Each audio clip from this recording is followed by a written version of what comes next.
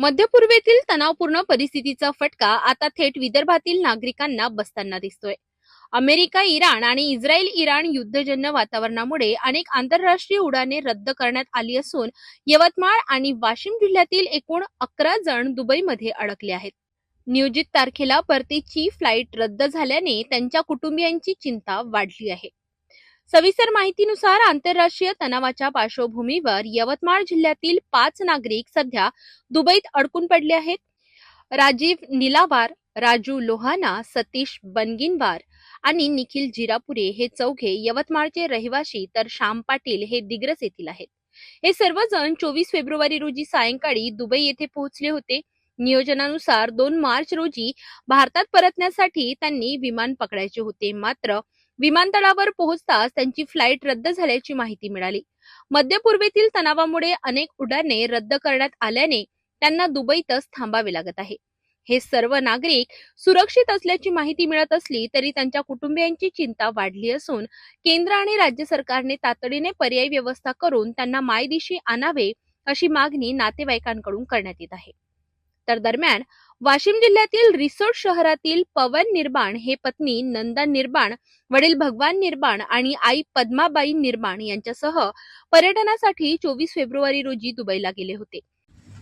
आम्हाला पूर्ण खात्री आहे भारत सरकार आणि महाराष्ट्र सरकार आपल्या परीने प्रयत्न करतच असतील सामान्य आम्हाला परत नेण्यासाठी किंवा एरोप्लेन चालू करण्यासाठी. परंतु तरी आमची विनंती आहे, आई वडिलांचं वय लक्षात घेता जितक्या लवकरात लवकर सरकार प्रयत्न करेल आम्ही त्यांचे आभारी राहू.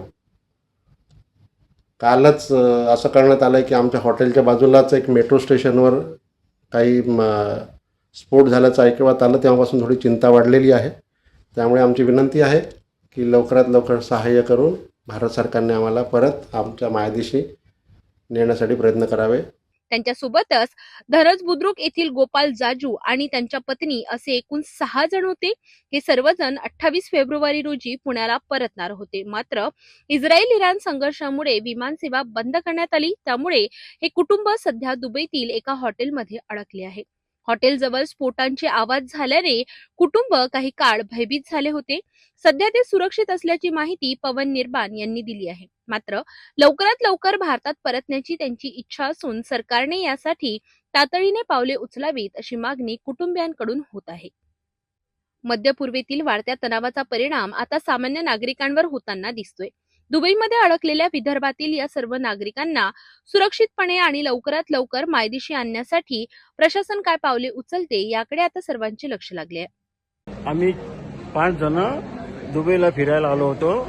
आमची 2 तारखेची तिकीट होती, पण हे बॉम्ब स्फोटच्यामुळे ते फ्लाईट रद्द केल्या. त्यांनी आमची तिकीट रद्द करण्यात आलेली आहे.